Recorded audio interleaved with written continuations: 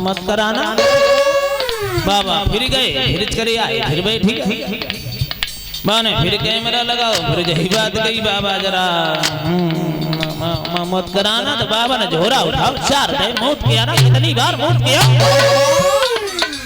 तो अगले कई तरीका होते माफ करें, इसलिए भगवान का भजन ताली बजा करके। जो पंखा बेचारो बीमार ही रात कमरा मत होता हूँ जाके पंखुड़ियाँ खुली गई है ना, खुली गई एक दिन कच दे उधारी की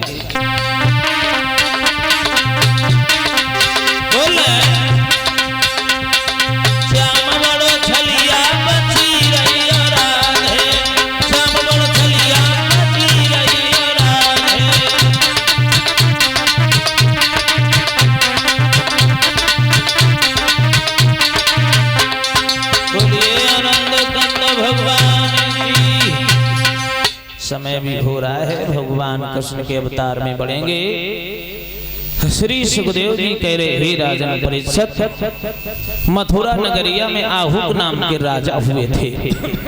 कौन? आहुक।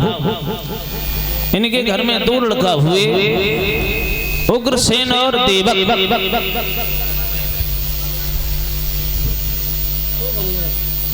उग्रसेन छोटे थे और देवक बड़े थे, लेकिन देवक राजा नहीं बने, राजा उग्रसेन बने।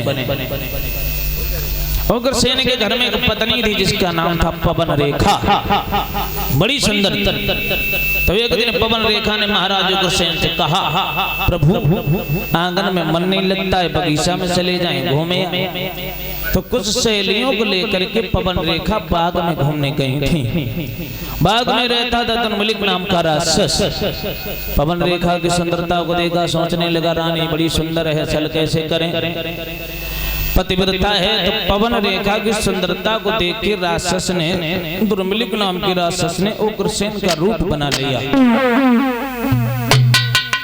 और आंधी पानी तूफान चला दिया। पवन रेखा के संग में सहेलियां बिछड़ी गई। पवन रेखा अकेली चिल्ला रही है, डर रही है। और उग्रसेन का रूप धारण करके वो राक्षस पीछे खड़ा हो गया। हे रानी, तुम रो रही हो? जो इतनी बात सुनी तो रानी चौंकी, महाराजा आप? बोले हाँ। तुम कैसे चले आए? बोले हमें मालूम था तुम डरोगी, इसलिए पीछे पीछे चले आए।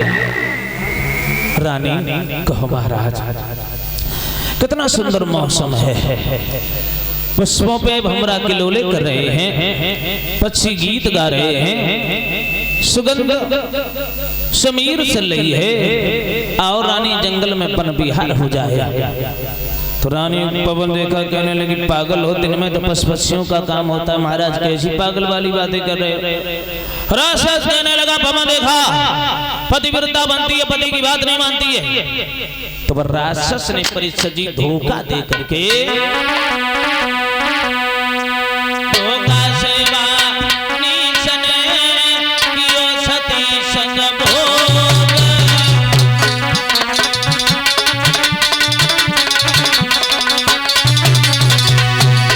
धोखा दे दिया राक्षस ने।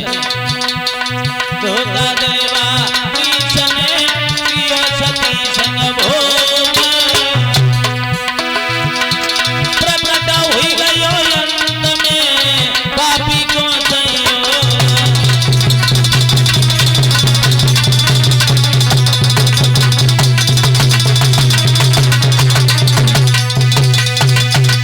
धोखा देकर के छल कर दिया, अंत में अपने रूप में प्रकट हो गया, हंसने लगा। जो राक्षस ने देखा,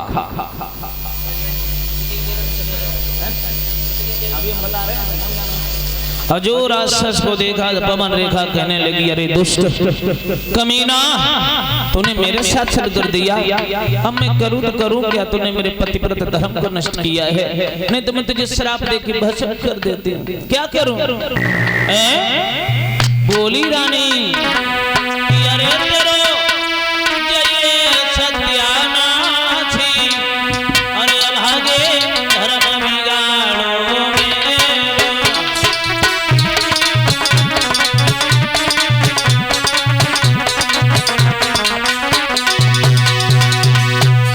पवन रेखा रे पापी जर पहले जानी जो लेती श्राप भस्म करी देती।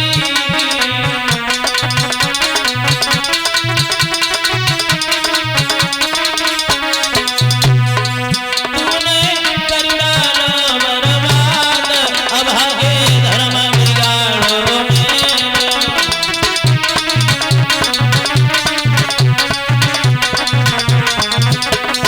अरे करो हुए सत्यानाश अभागे धर्म बिगाड़ो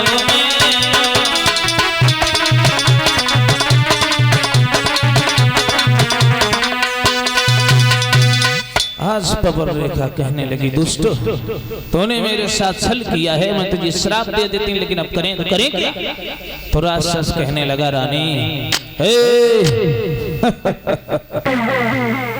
अरे तुम जब नाराज होती ना बड़ी सुंदर लगती हो। सुनो तुम्हारी गोदी खाली थी, गोदी हरी भरी कर दी, कौन सा बुरा धारण कर दिया भाई? रानी कहने लगी दुष्ट अगर मैं पहले जान लेती तुझे भस्म कर देती।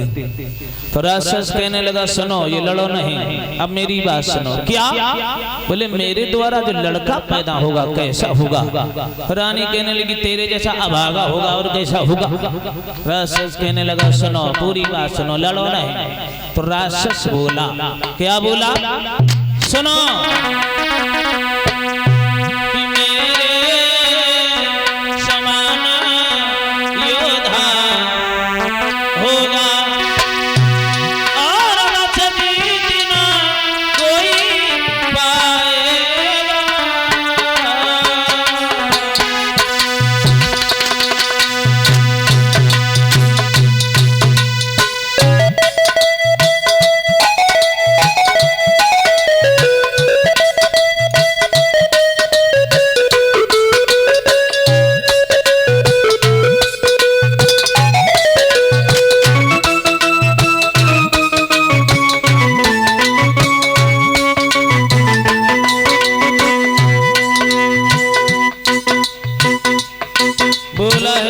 से पवन रेखा लड़का होगा मेरे जैसा बलवान होगा हैं?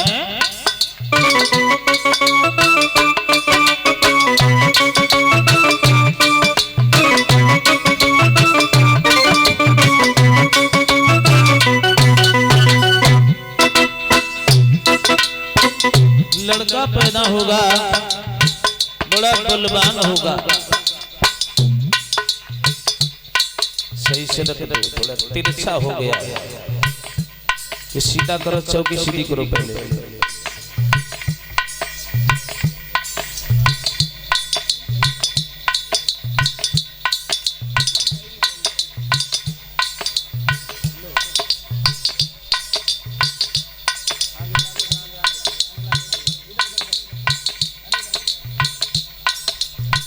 बड़ा बलवान होगा मेरे द्वारा जो लड़का पैदा होगा। बोला है राक्षस, क्या बोला?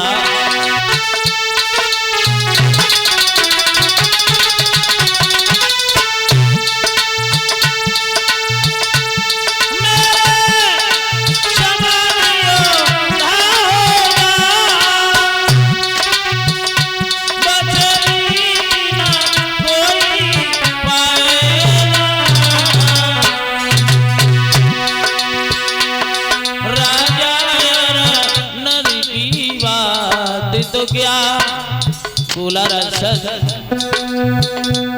राजा नर की बात तो क्या बचेगा हार के जाएगा।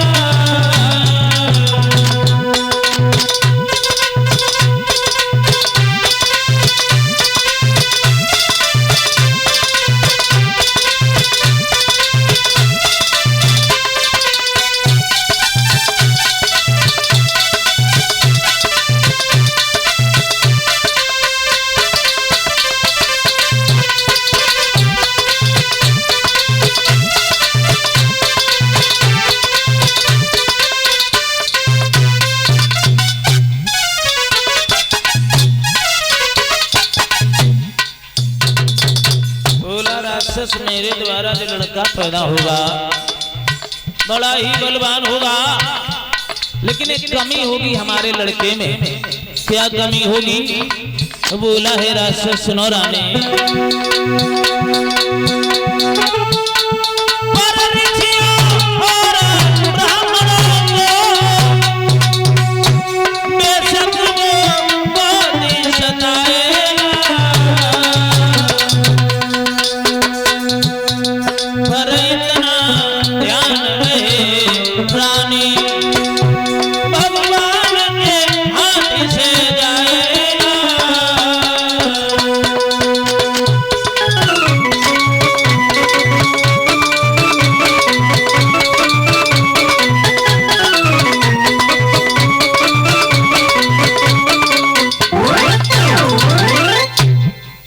समान लड़का होगा, बड़ा बलवान होगा, मगर एक कमी होगी, अंत में भगवान के हाथ से मारा जाएगा। राक्षस अंतर ध्यान हो गया, रानी घर पे लौटे आए। श्री सुखदेव जी कह रहे हे राजन परीक्षित, आज पवन रेखा घर में लौटे आई हैं, 9 महीना व्यतीत हुए हैं, तो इनके गर्भ से एक लड़का ने जन्म लिया। लड़का। एक बात और बताते हैं, जब सपूत पैदा होता है तो शगुन होते हैं, और जब कपूत पैदा होता है तो अशगुन। कंस का जब जन्म हुआ था मथुरा नगरिया में, तो बड़े भारी अशगुन होने लगे थे। बिजली कड़कने लगी, पानी बरसने लगा, आंधी तूफान। जब भोजराज कंस का जन्म हुआ था मथुरा नगरिया में, तब लिखाया गया, पैदा होते ही वाल्मीकि आंधी तूफान मचाने लगी, आ गया उबाल तालाबों में एक महाप्रलय दिखलाने लगी।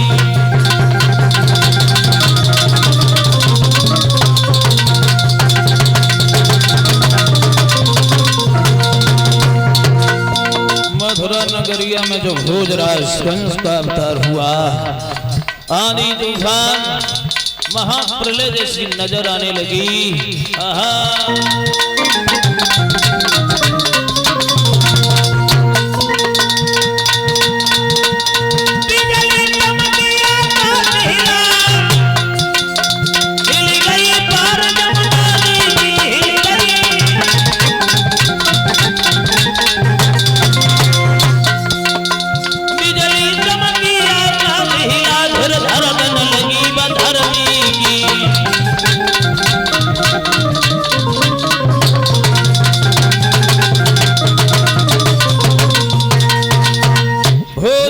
कंस का जन्म हुआ मथुरा नगरिया में, आंधी तूफान महाप्रलय जैसी नजर आने लगी। जब कंस का जन्म हुआ तब पंडित गर्गाचार्य जी ने भोजराज का कंस का नाम कंस रख दिया। धीरे धीरे वो कंस आंगन में सियाना होने लगा, बड़ा होने लगा। तो कंस बच्चों के संग में खेलने के लिए जाता है, कहता है भैया, ओ भैया है डरा, बड़े खुश दिखाई दे रहे हो। अरे खुश आई है, ऐसा क्या तुम्हारे घर में बना है जो बड़े खुश हो? तो आज बड़ा अच्छी चीज बनी। क्या अच्छी चीज बनी है तुम्हारे घर में? बहुत बढ़िया चीज बनी। अरे तो नाम तो होगा उस चीज का। बहुत नेकी बनी। कितनी अच्छी? बहुत अच्छी। कितनी? बहुत अच्छी। बेवकूफ है क्या? नाम तो होगा, कितनी अच्छी बनी? तुम्हें तो पूछे तो कितनी। क्या बना ऐसा? बताएं। बताओ। बहुत अच्छी बनी। अरे कोई चीज तो बनी होगी, बताएं। अरे बताओ क्या बना? आज हमारी बताएं। बताओ। बहुत अच्छी बनी। अरे क्या बना ऐसा तेरे घर में? बताएं। आज मेरी अम्मा ने बताएं। अरे क्या बना है, कुछ तो बताएगा सही। मेरी अम्मा ने आज बनाई खीर। अरे पागल, हमने सोचा पता नहीं क्या तेरे घर में अमृत बना होगा। अरे ऐसी कौन सी खीर बनाई है? खीर तो सबके यहाँ बनती है। बाबा बड़ी बड़ी अच्छी मेवाएं परी। हाँ तेरी अम्मा खीर बने वो जानता है? हाँ तेरी अम्मा बादना देखी नाक सुवारी घूम रही थी। तुम्हारी अम्मा बहुत सरू समेट के माथे पे धर लेती। तो हमारी अम्मा की बुराई करे? तुम हमारी अम्मा का तुम तुम्हारी अम्मा करें। अच्छा चल बता, तेरी अम्मा ने क्या बनाओ ऐसी क्या चीज डाली खीर में? हमारी अम्मा देखो पहले दूध डालो, फिर बामा चीनी डाली, फिर बामा चावल डाले। जब तो सभी को मालूम और कुछ परोजा के अलावा अब बामा कंछुआरे परे। ये क्या होता है? क्या कहा तूने? कंछुआरे। अरे इसे बताओ, छुआरे होते कंछुआरे नहीं। छुआरे होते। हाँ कम पढ़े लिखा है क्या? अब हमें आदाम परी। ये कौन सी भाई? आदाम नहीं, उसे बादाम कहते हैं। बादाम। और क्या परो? अब हमें परी पिल नहीं, किशमिश। अच्छा। हाँ और क्या परो? और हमें ओला परो। ओला ओला ओला ओला नहीं, गरी का गोला। गरी का गोला हो। इससे पूछ लिया करो, ये बता देगा तुम्हें। और मैं बेपरी में कुत्ता का नाम बहुत पिल। दलित दूर हो क्या? अरे क्या बोलते हैं उसे? चिरौंजी बोलता का। हाँ और का परो? और बामा का परो तो चलो ठीक है, तेरी अम्मा खीर बढ़िया बना लेते। मुनक्का परे थे। हाँ लेकिन हम आप ऐसे नहीं मानेंगे। कैसे मने? हम ऐसे मने तू अपनी जीभ बाहर निकालो, हम तेरी जीभ चाटे तब मालूम होगा मीठी है खाई कि नहीं खाई। कंद भैया जाओ हर को संगी है। जाके हथरिया में थूकता है और जो चाट ले। पूरा घिना है क्या? अरे ऐसे नहीं मानेंगे, तुम अपनी जीभ निकालो, हम देखेंगे तब मालूम होगा तुमने खीर खाई कि नहीं खाई। पहले देख ले चावल कड़ भगो है वो मीठो है। ऐसे नहीं, जीभ निकालो। लिखा रहा? हाँ निकालो। लिखा रहा? अरे निकालो। तुम्हें निकाल ले और निकालो। निकाल और निकाल। जैसे ही जीभ निकाली भोजराज कंस ने कट से काट दिया। लड़का रोता हुआ उग्रसेन के दरबार में पहुंच गया। दिन प्रतिदिन भोजराज कंस अत्याचार करता है, किसी का हाथ तोड़ देता है, किसी का पैर तोड़ देता है। शिकायतें भोजराज कंस की उग्रसेन के पास में पहुंच गई। उग्रसेन ने भोजराज कंस को बुलाया। हे कंसराज। बोलिए पिताजी। एक बात बताओ, बोलो। जब ये शेर जंगल को उजाड़ देगा तो कहाँ रहेगा? मतलब ये है तुम प्रजा के लोगों को सताओगे तो तुम कैसे जियोगे? प्रजा के लोग ये नहीं चाहते कि कंस। तुम क्यों सताते हो? ये प्रजा के लोग बैठे हैं, ये तुम्हारी शिकायत कर रहे हैं। अब ये पिताजी मुझे लगता है आप राज्य के लायक हो नहीं। अच्छा हाँ, हम बूढ़े हो गए। बूढ़े हो गए। यज्ञपति महाराज, जब मिर्च सूखती है तो कितनी कड़वी हुआ करती है। मैं बूढ़ा बोल रहा? पिताजी एक बात बताओ, जब मिर्च जब सूख जाती है तब उसके लिए सिलबटना भी अच्छा, बड़ा चालाक है हमारा लड़का। एक बात बताओ, रिश्ते में तो हम तुम्हारे बाप लगते हैं ना?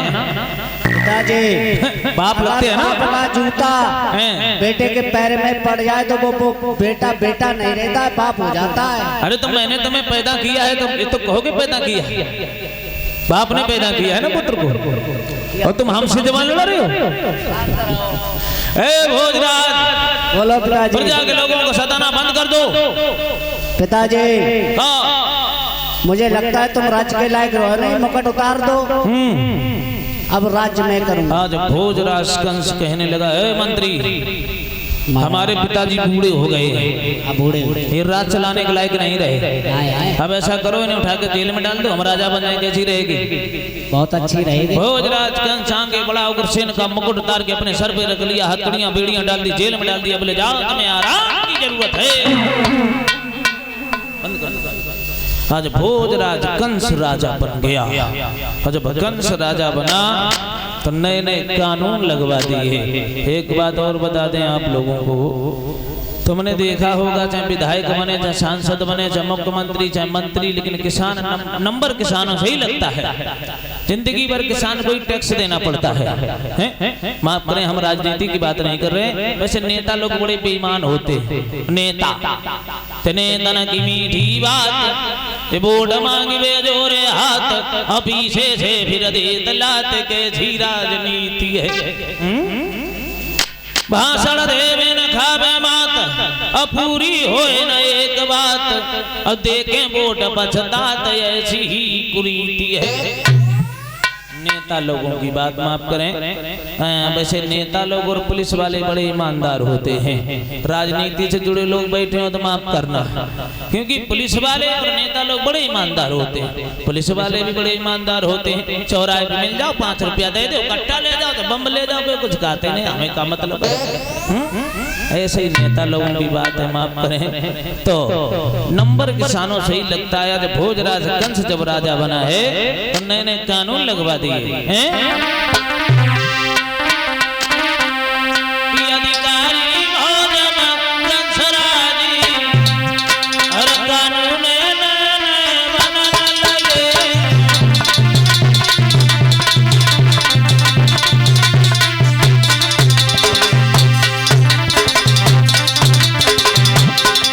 जब कंस राजा बना,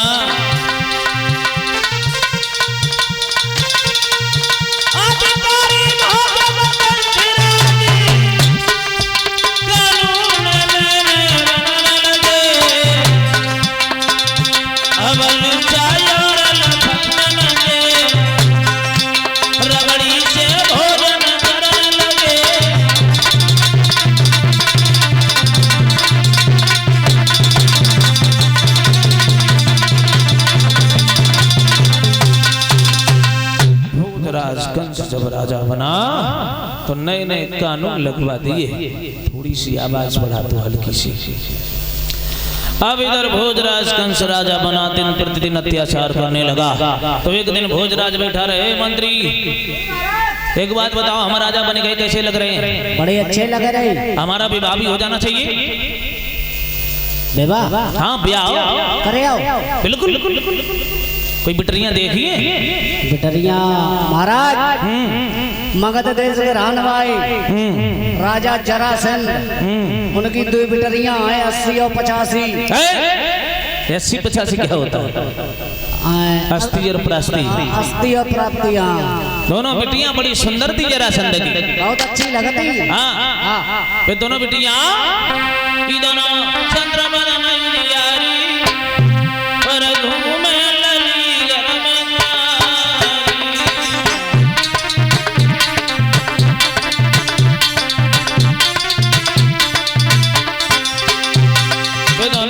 बड़ी सुंदर थी जरासंध की।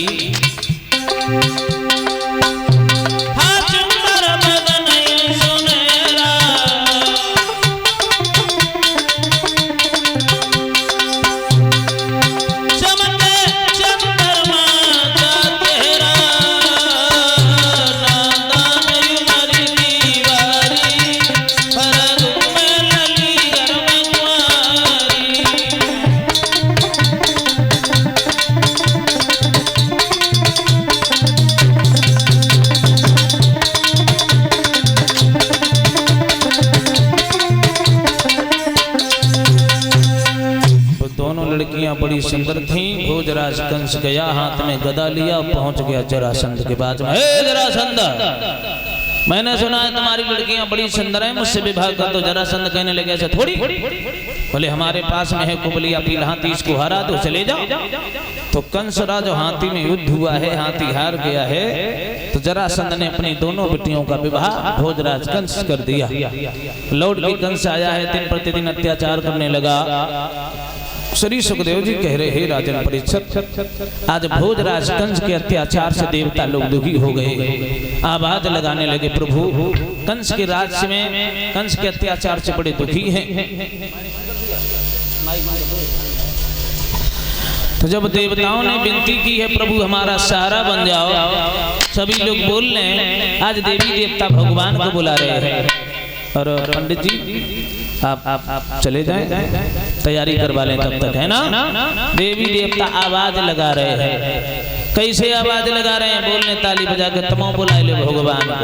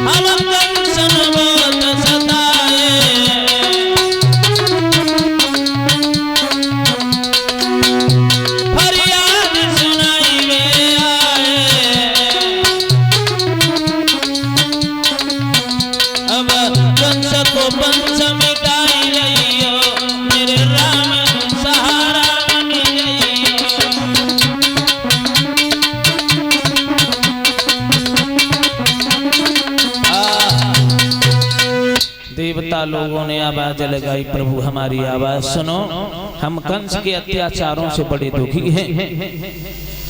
तो आज भगवान ने जब आवाज सुनी है तो आकाशवाणी की है, हे देवताओं तुम चिंता न करो, हम तुम्हारी आवाज को सुन सुन करके कानों के पर्दे फटे जा रहे हैं। तो आज भगवान ने आश्वासन दिया है देवताओं को। क्या कहा भगवान ने? हे देवताओं तुम भी जाओ, तुमने पर घर याद भी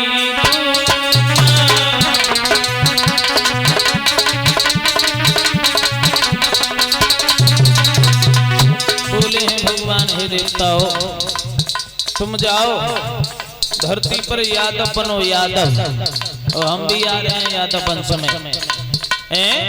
बोले भगवान, क्या बोले? तुम भी जाओ, तुमने पर धर याद भी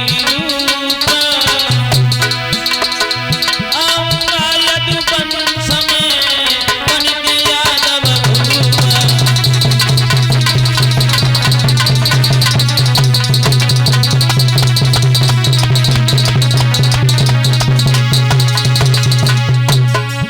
इसलिए हम यादवों को कभी कभी अहिर देवता कह देते हैं। क्यों कहते हैं अहिर देवता? माफ करें, इसमें जाति पाति की बात नहीं है।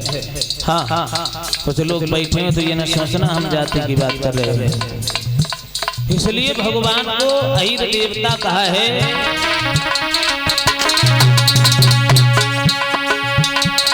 भैया जाई से तो अहिर देवता कही के तेरे, भैया जाई से तो अहिर देवता कही के तेरे।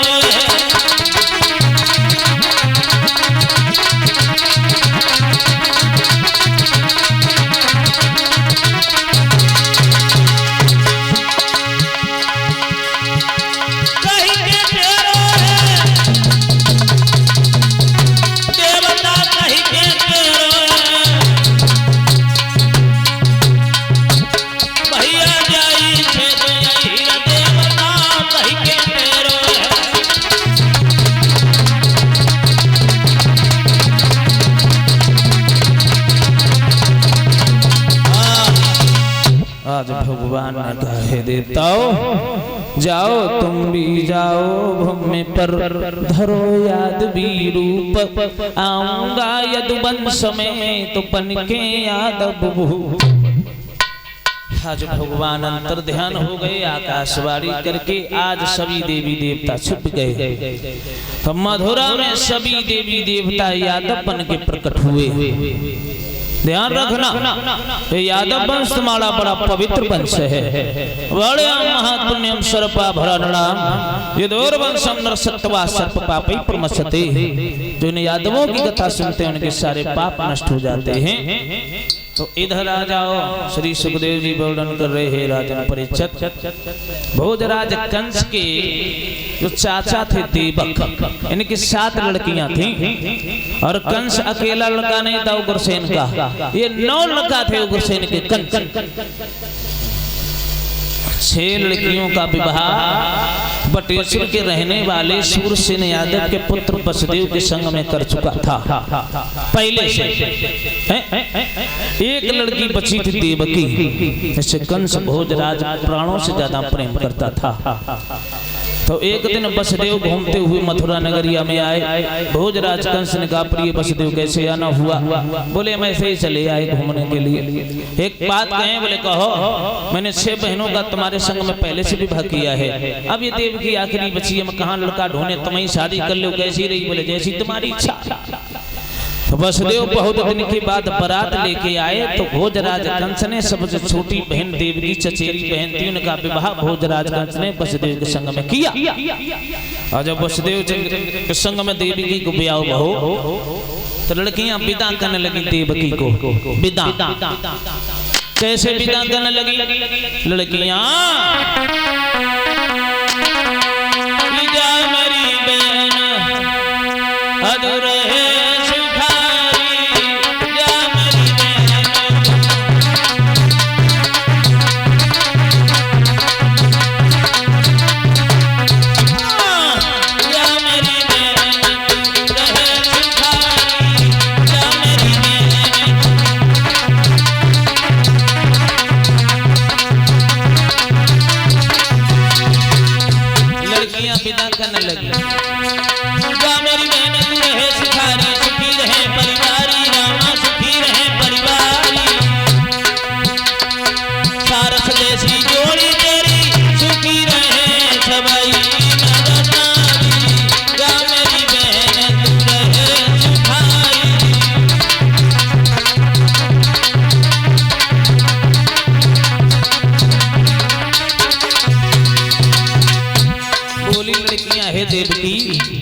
जा रही हो जाओ माता पिता का सम्मान करना पति का अपमान न करना साथ सदुर की सेवा करियो रखियो मति दुखारी मेरा रखियो मति दुखारी सुखी रहो तुम दोनों भाई अरे यही अर्जुन की दुआ हमारी गामरी में तुझे सुखारी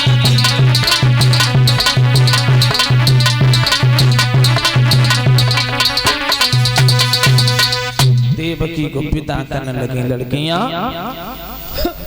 देवकी की जब विदा भई है तो भोजराज कंस सोचने लगा अपनी बहन देवकी कब तक जाएगी वसुदेव के रथ से लाओ हम अपने रथ में बिठा के कुछ दूर छोड़े आवे तो आज भोजराज कंस अपने रथ पे बिठा के देवकी को छोड़ने के लिए चला लेकिन रास्ता में आकाशवाणी हुई देवकी को छोड़ने जा रहा है भोजराज आकाशवाणी हुई है भोजराज कंस ऊपर की ओर भोजराज देखने लगा तो देवता बोले भोजराज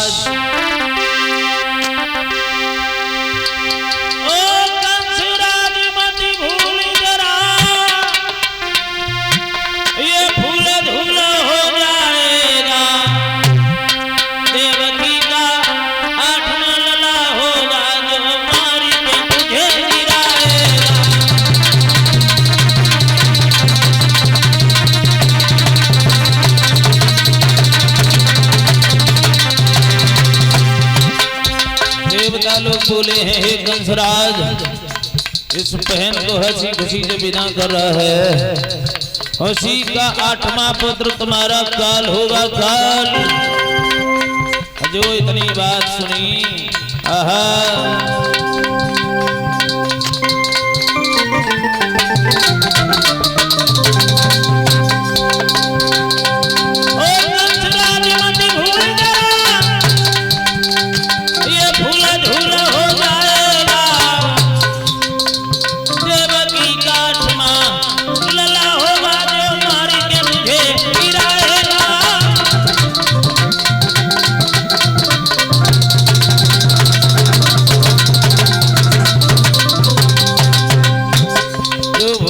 कंस ने आकाशवाणी सुनी,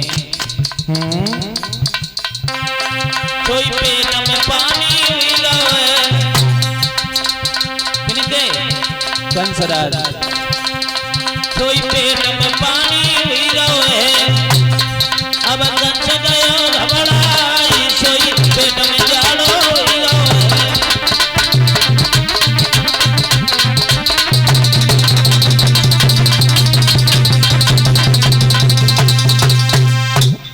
भोजराज कंस ऊपर की ओर देखने लगा, मेरा 8वां पुत्र यह काल होगा, देवकी के गर्भ से जो पैदा होगा। आगे बढ़ा भोजराज और देवकी के केशों को पकड़ लिया। हे देवकी, मुझे ये नहीं मालूम था कि तू हमारा काल बनेगी। अगर मैं ये जान लेता तो तेरा विवाह न करता। तलवार लेके मारने के लिए आगे बढ़ा तो देवकी कहने लगी, भैया हमें मार रहे हो? अरे अभी तक तो हमने अपने ससुराल भी नहीं देख पाई है, आप मारने लगे हो भैया।